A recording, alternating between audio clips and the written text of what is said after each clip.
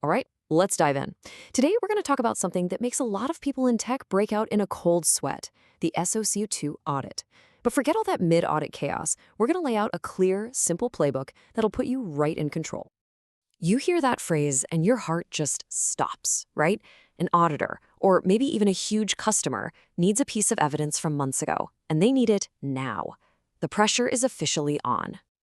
And let's be super clear here. This is not just some bureaucratic box-ticking exercise. Your ability to pull up that proof fast is often the exact moment a massive deal either gets stuck in limbo for weeks or just sails right through. And that right there is the heart of the problem. What we're calling the mid-audit nightmare. You know the feeling? That mad scramble, trying to prove that you've been doing all the right things all the time for the last year. It's a mess. So, what is a SOC 2 Type 2 audit really? Well, it's not a snapshot. It's not about how good your security looked on one particular Tuesday.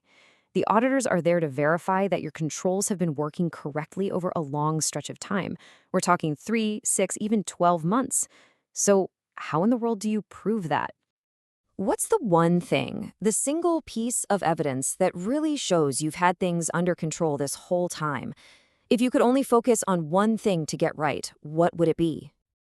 Well, it all comes down to what we're going to call the 365-day golden rule. Seriously, this one simple idea, it's the foundation for pretty much everything else we're about to talk about. Yep, that's the number. 365. That's how many days of log retention you need minimum. This has become the practical, industry-standard floor that can honestly make or break your entire audit. Okay, but here's the interesting part. You won't find 365 days written in the official SOC2 rulebook. Nope. This is one of those unwritten rules of the game, driven by the market. Buyers, and especially auditors, just expect you to be able to go back and reconstruct events across a full fiscal year. So 12 months is the standard. Period. Okay, so we know the rule, but knowing it and doing it are two very different things, right? So let's turn this golden rule into a real actionable playbook that'll keep you ready for an audit at a moment's notice. It's a simple 4-step plan. 1. Map every single control to its specific piece of proof. 2.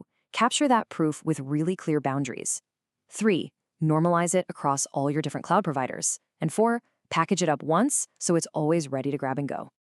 Now that first step, mapping control to proof, is absolutely critical. You have to be precise. Don't just write logs. Name the specific control with its code. Point to the exact artifact, the saved log query, the ticket ID, state the dates, and then link directly to the query you're going to run. You want to remove every ounce of guesswork for your auditor. Now let's talk turkey. This stuff isn't free. Here's a look at some typical costs for a company in the US. You're looking at a pretty hefty investment, not just for the audit itself, but for the tools and, of course, your team's valuable time. Having these numbers in your back pocket is key to setting the right expectations with everyone involved. Okay, but for most of us, it's not that simple, is it? We're not just in one cloud. We're all over the place. And that brings us to the tri-cloud challenge. How do you handle this when you're juggling AWS, GCP, and Azure? And this little map right here, it's your cheat sheet for solving it. This thing normalizes everything for you. It shows you the main log sources in each cloud, it points you to the exact retention knobs you need to set, and most importantly, it tells you exactly where to go to grab that screenshot that proves your 365-day policy is turned on. So you're keeping all these logs, but where do you actually put them?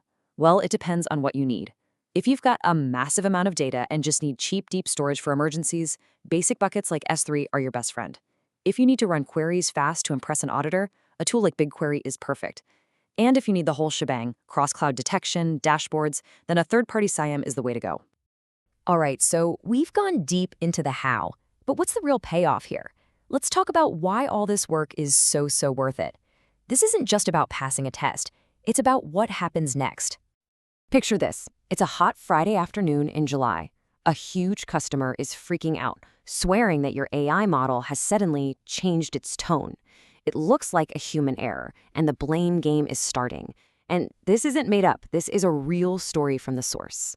So here's the play-by-play. The crisis hits in July. But because they had those logs, they could jump in a time machine all the way back to the previous June. And there it was, a single CloudTrail log showing a small role update that turned out to be the root cause.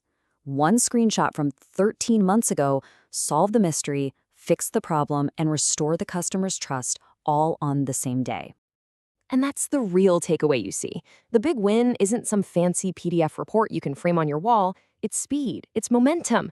It's being able to solve a crisis in minutes, letting your engineers get back to building cool stuff, and closing deals without any of that last-minute compliance drama. Okay, so what can you do in the next 15 minutes to get started?